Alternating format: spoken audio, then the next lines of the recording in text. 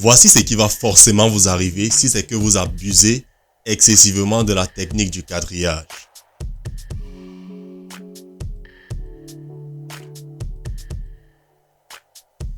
Dans cette vidéo, je vais vous dire pourquoi il est essentiel de savoir quand et comment utiliser la technique du quadrillage.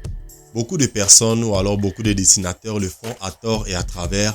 Et voilà pourquoi lorsqu'ils se retrouvent devant une feuille blanche, sans cette technique de quadrillage, ils n'arrivent pas à démarrer.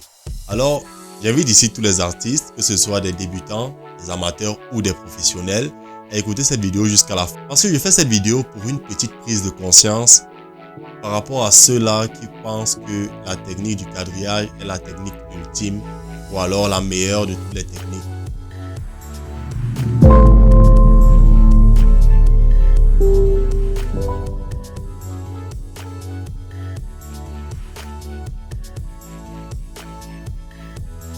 Premièrement, vous devez savoir que le dessin, c'est tout d'abord une passion. Ça doit être une passion. Lorsque vous pratiquez le dessin, vous devez être un passionné.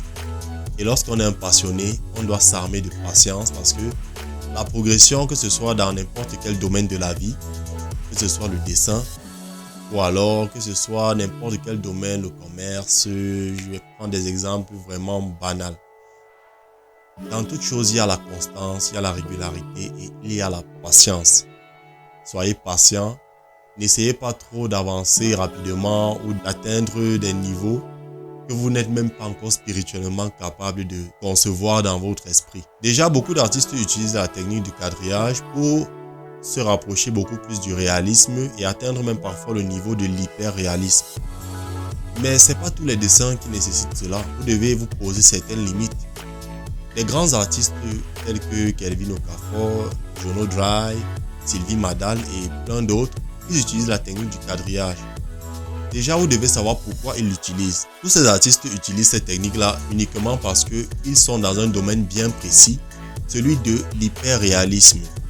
Et pour ne pas perdre de temps, par exemple, au niveau de la construction des proportions, la pose peut-être des valeurs et tout ça, c'est parfois un peu ardu parce que lorsque vous voulez faire de l'hyper-réalisme, c'est beaucoup plus les détails qui vous prennent le maximum de temps. Donc, ils font cela pour gagner en temps, mais ils ont déjà acquis les bases nécessaires pour pouvoir construire de façon correcte un dessin, le dessin d'un personnage, d'un objet, bref, tout cela. Donc, la technique du quadrillage ici, ce n'est pas utilisé au hasard. C'est essentiellement destiné à ceux qui veulent faire dans le style hyper réaliste. Moi, c'est ma conception des choses, c'est ma manière de penser. Je ne sais pas pour vous, mais moi, je pense que c'est ça. Et je suis même obligé de vous dire que c'est ça. Voilà.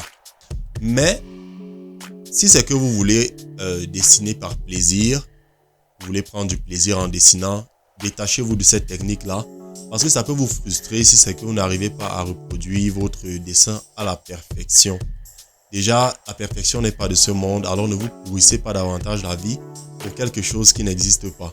Donc, je vous invite ici à pratiquer de temps à autre le dessin libre. Essayez de dessiner d'observation. Cela va vous permettre de mieux comprendre la structure, comment est constitué tel objet, tel personnage, telle autre partie du corps.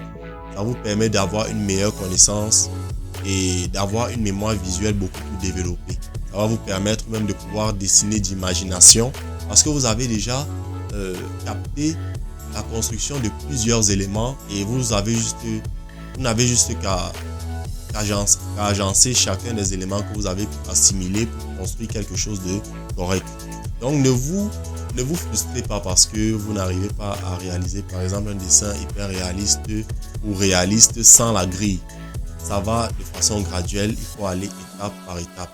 Si c'est que vous vous lancez dès aujourd'hui avec le dessin libre, sachez que au début ça sera un peu difficile, mais vous allez vous y habituer. Vous allez trouver les rouages de cette pratique-là. Vous allez savoir comment répartir votre travail. Donc voilà la chose que j'avais à partager avec vous. Vous voyez, je n'ai pas été très long. J'ai été le plus expéditif possible.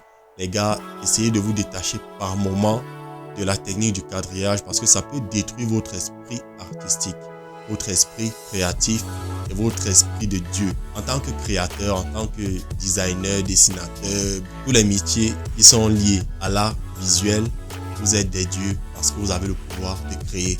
N'oubliez pas ça. Dessinez comme des malades et on se voit à très bientôt pour une prochaine vidéo. Et je vous invite à vous abonner parce que je fais du bon taf et j'essaie de vous proposer le meilleur des contenus possibles. J'ai fait un long moment sans être présent sur cette page et j'aimerais réimposer ma présence et vous apporter de la valeur. Alors, ici, je fais des vidéos de dessin live, je fais des vidéos de dessin speed drawing et également des vidéos d'explication ou alors des vidéos d'échange un peu comme ceci. Alors, laissez-moi savoir ce que vous pensez de ce sujet en commentaire et faites-moi voir, si possible, le pire dessin que vous avez fait sans quadrillage. Alors, ciao les gars, prenez soin de vous, buvez l'eau.